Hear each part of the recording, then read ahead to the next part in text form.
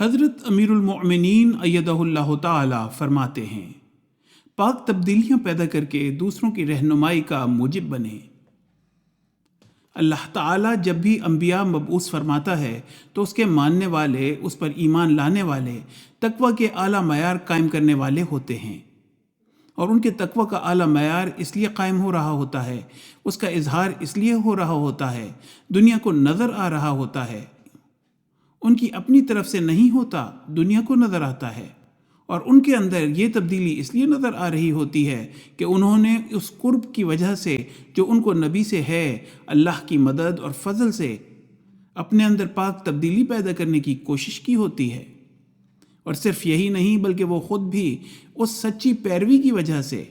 اس سچے ایمان کی وجہ سے، اپنے اندر تقوی قائم ہونے کی وجہ سے، اپنے اندر پاک تبدیلی پیدا کرنے کی وجہ سے صادقوں میں شامل ہو گئے ہوتے ہیں،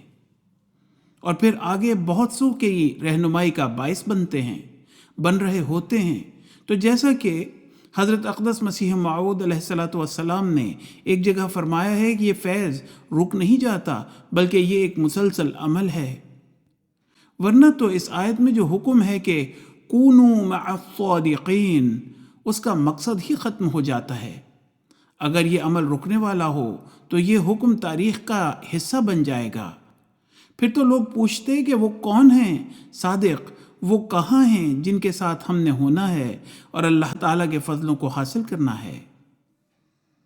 حوالہ خطبہ جمعہ فرمودہ 11 جون 2004، مطبوعہ الفضل انٹرنیشنل 25 جون 2004۔